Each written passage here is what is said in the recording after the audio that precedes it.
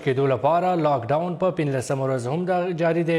سکیورټي ادارې، ضلع انتظامیه او محکمه سیاد وخت په وخت باندې د لاک ډاون جاج اخلي او ولس ته په هدایاتو د پوره عمل کولو تاکید کوي. تفصیل ګور اقبال حسین اقبال په دې رپورټ کې.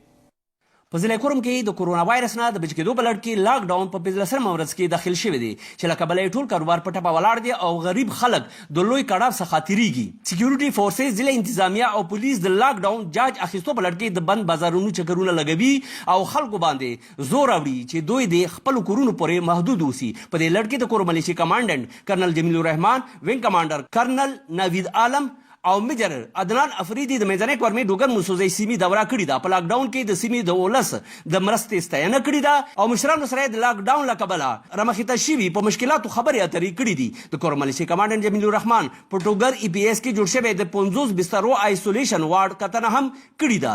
پولیس او ضلع انتظامی چارواکي وایي چې د سیمې ولس په لاک ډاون کې دوی سره پوره تعاون کوي. مو 24 غنټې په دې ځبني ولاړ یو، خلک مو سره تعاون کوي، خلک خپان نه دي او دا ملک سره قربانی دې مو بکاو او کوم بیا ملایان دي، عالمان دي او مو پولیس سره او ایف سی سره او انتظامیه سره بالکل شانه بشنه ویلوړ دي او کداغه شی کوپریشن دوی مو سره کوي.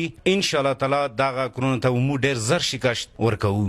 بل خو د غریب اولس څه مشکلات ختمېدو ولر کې د سیمې ځوانان هم خپل کردار تر سره کوي، چندې رټولوي، مسکونه پرې جوړوي او صابون پرې اخلي او بیا یې په غریبانو خلکو کې مفت تقسیموي. مو دا کوشش دی سره مو هم د کې خپل حصہ وخل د لپاره مو لاګیا تقریبا 20,000 پر مو ماز به تیرو دا مو خپل خلکو ته پری ورکو.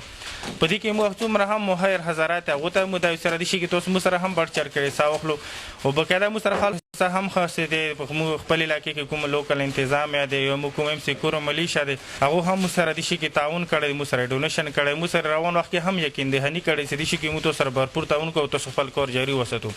مزدور کاخ کوم چې لاک ډاون لکبله ډیر ځپل کیږي د حکومت څخه غوښتنه کوي چې دوی سره د خوراکي شیانو او مالی مرستې وکړل شي.